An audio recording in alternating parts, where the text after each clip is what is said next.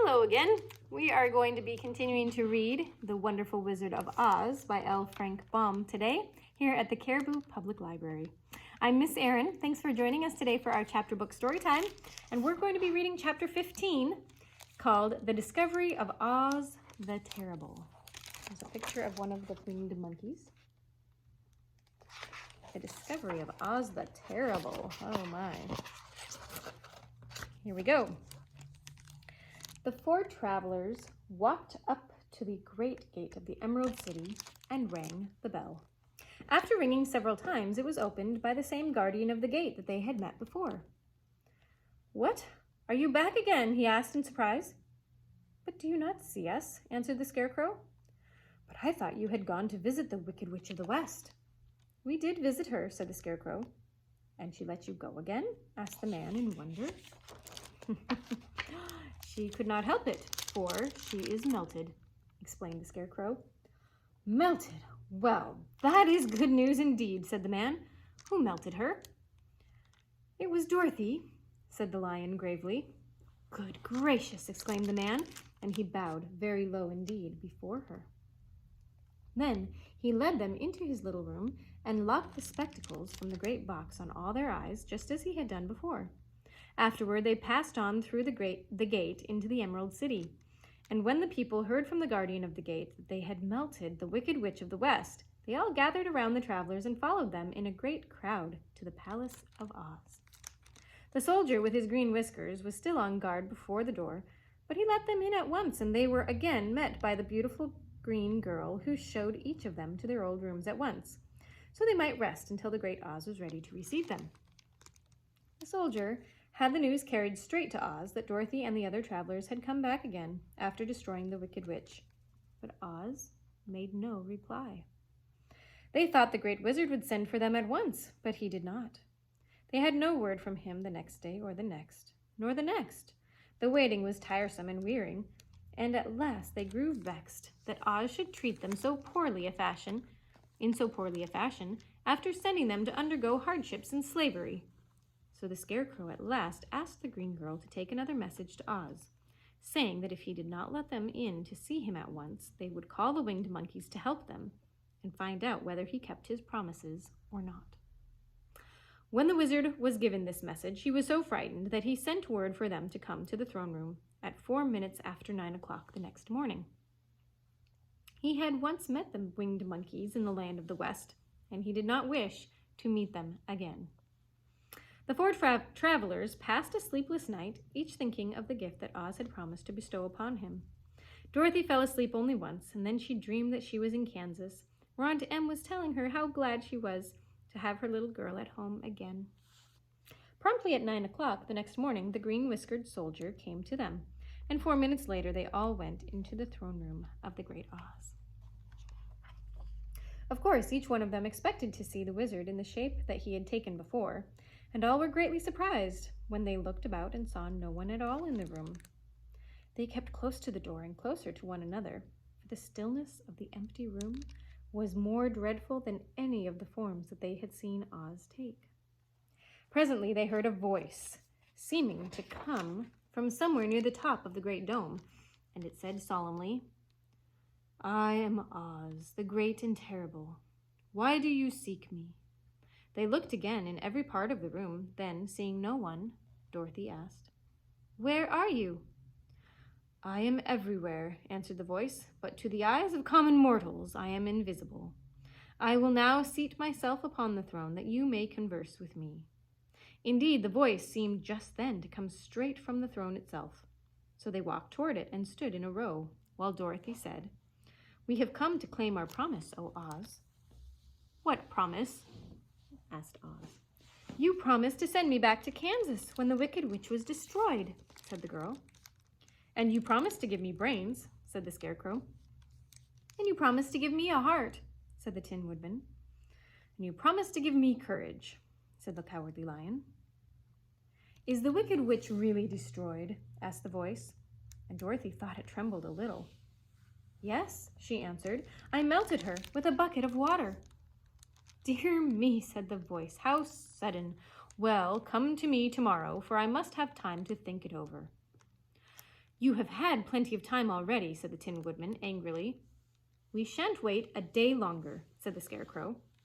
You must keep your promise to us, exclaimed Dorothy.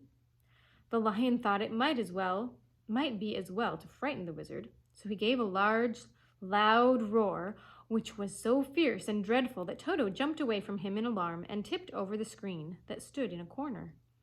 As it fell with a crash, they looked that way, and the next moment all of them were filled with wonder, for they saw, standing in just the spot that the screen had hidden, a little old man with a bald head and a wrinkled face, who seemed to be as much surprised as they were.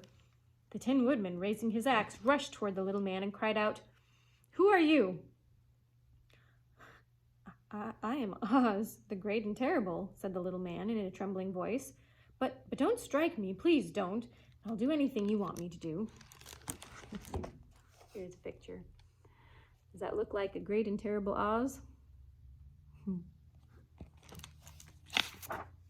Our friends looked at him in surprise and dismay. I thought Oz was a great head, said Dorothy. And I thought Oz was a lovely lady, said the Scarecrow. I thought Oz was a terrible beast, said the Tin Woodman. I thought Oz was a ball of fire, exclaimed the Lion. No, you are all wrong, said the little man meekly.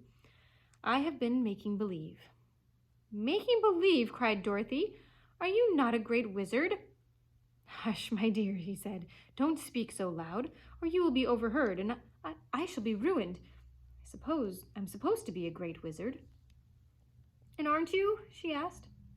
Not a bit of it, my dear. I'm just a common man. You're more than that, said the Scarecrow in a grieved tone. You're a humbug. Exactly so, declared the little man, rubbing his hands together as if it pleased him. I am a humbug.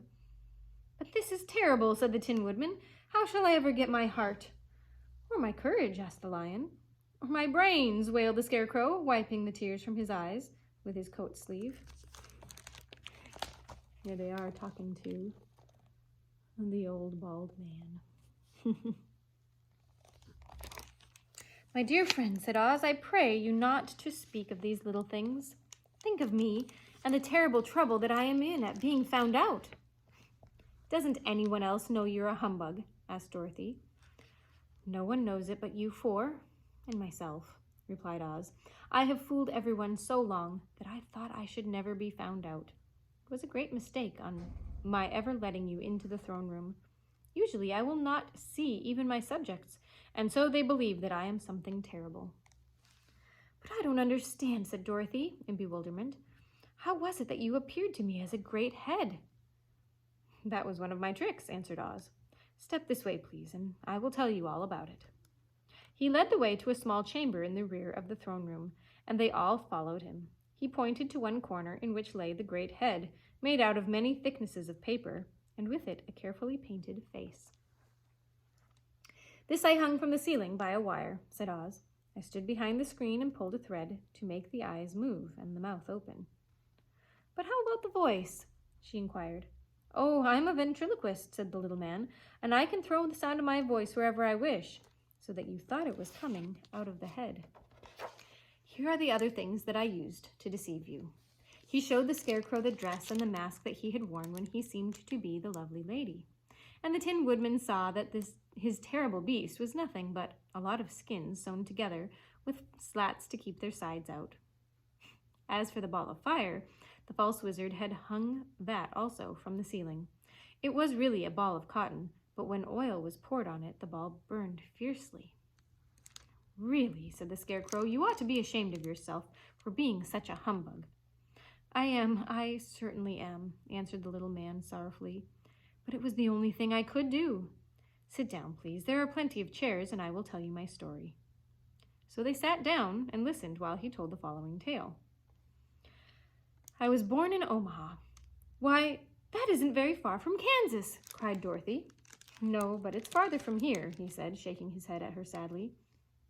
When I grew up, I became a ventriloquist, and at that time, I was very well trained by a great master. I can imitate any kind of a bird or beast. Here he mewed like a kitten, so that Toto pricked up his ears and looked everywhere to see where she was. After a time, continued Oz, I tired of that and became a balloonist. What is that? Asked Dorothy. A man who goes up in a balloon on circus day so as to draw a crowd of people together and get them to pay to see the circus, he explained.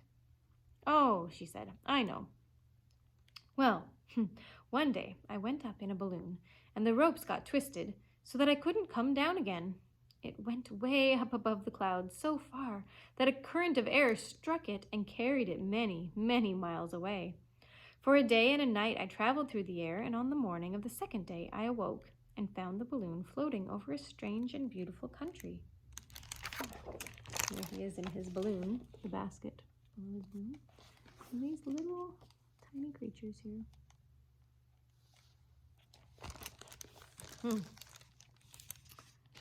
It came down gradually, and I was not hurt a bit, but I found myself in the midst of a strange people, who, seeing me come from the clouds, thought that I was a great wizard. Of course, I let them think so, because they were afraid of me and promised to do anything that I wished them to.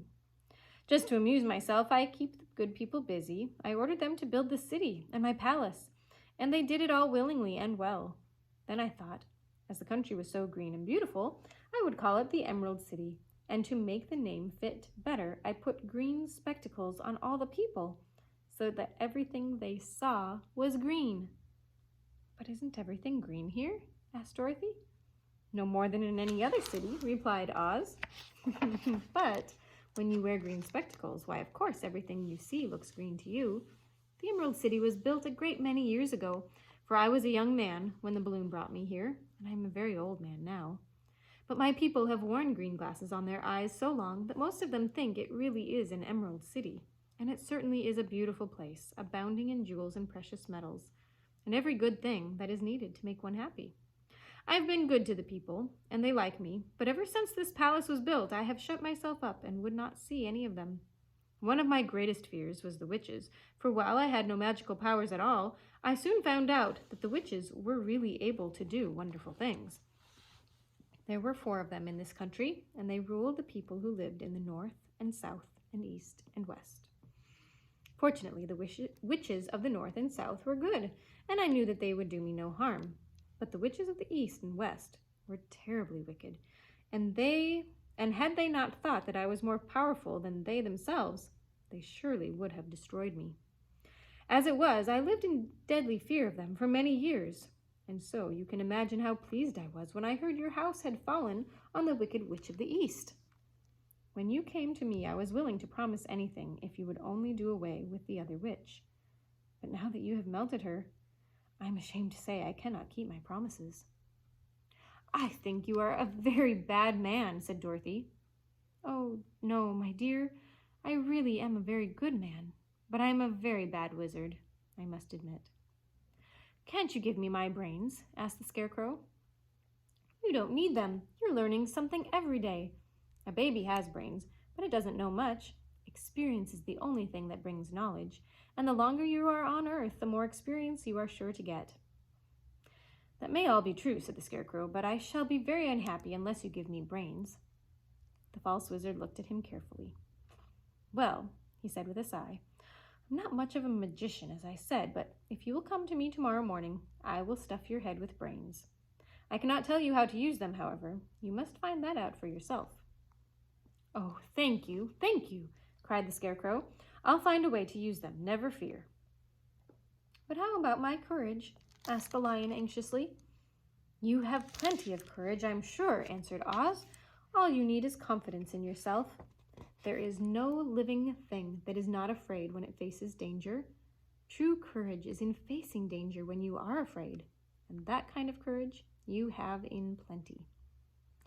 Perhaps I have, but I'm scared just the same, said the Lion. I shall really be very unhappy unless you give me the sort of courage that makes one forget he's afraid. Very well, I will give you that sort of courage tomorrow, replied Oz. How about my heart? Asked the Tin Woodman. Why, as for that, answered Oz, I think you are wrong to want a heart. It makes most people unhappy. If you only knew it, you are in luck to not have a heart.